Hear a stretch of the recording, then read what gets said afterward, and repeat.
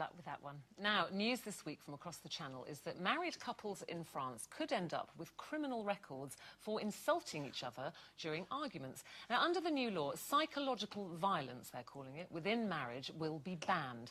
The law's expected to cover every kind of insult, including repeated rude remarks about a partner's appearance, false allegations of infidelity, and threats of physical violence. Fair enough, I think. So, how hard do you find it rowing with your partners to not get too personal, to not be nasty to them? Well, we've only had 2.5 rows in 18 months.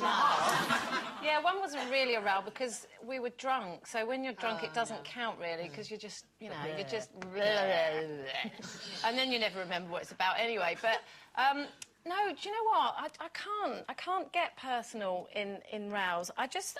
You know, I know everybody has got their sort of Achilles heel, something that you know you can say or attack and it will hurt them. But quite why you'd want to deliberately, even if you're in a really, really bad mood or a temper or anything, why would you want to deliberately really hurt somebody that you were in love with? And I wouldn't do it. I mean, it would always probably be at the back of my mind, but I wouldn't do it. And I have to say, I don't think I've ever done it in my whole life. Was there anybody else you haven't ever done it? I think probably once, but even then it wasn't a personal attack. It was just something based on truth that I knew they didn't want to hear.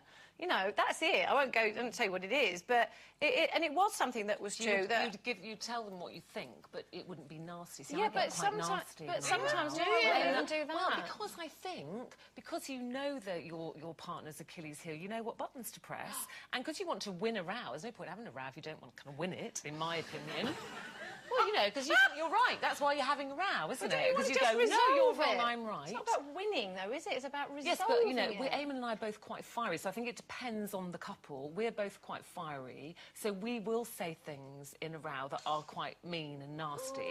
And I know what would upset him, and he knows what, you know, my vulnerable points or things that I would hate him saying about me. But then, actually, it's forgotten, so we don't dwell on it. I don't sulk for days. And almost there's a safety in the fact that because we both do it, it's almost like you can go, yeah, bleh, and it's done because he knows I don't really mean it, and I know he doesn't really mean it. But you see, that's the fear, isn't it? It's where it's out there. It's out there, and it's another time when somebody said, but you said 2 weeks ago that I'm a da-da-da-da-da-da-da, and it's the coming back, you know. I mean, I hate it, and I used to have a really bad temper, a real red mist, and then lose it completely and not know what I've said. You know, just screaming, hitting, throwing, you know, televisions, doorposts, cars, anything.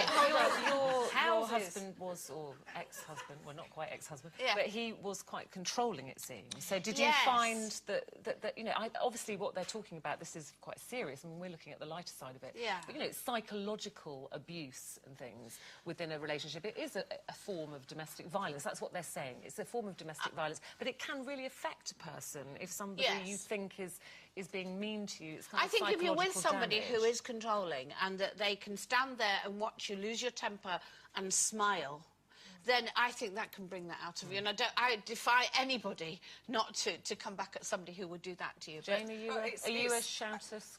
Well, no, because I don't like confrontation and I would rather talk it out. But there is nothing worse than walking on eggshells every day. I think sometimes you have to confront and get it out in the open, whatever is bugging you. But would you be mean? I wouldn't be mean about it, no. I just don't think that's in my nature. And I have had done to you? Oh, God, yeah. I had this one partner who used to just wind me up just to get a reaction from me. And I used to think that is the worst thing you can do because that's not in my nature. And he used to just dig and dig and dig until I would just lose it with him. And he'd say, you see, I knew I'd get a reaction, and then I could kill him for that. But you can't be around people like that. I mean, I've had people in my life like that, and, you know, it's so stressful. It really does give you proper stress, and you have to get rid of them.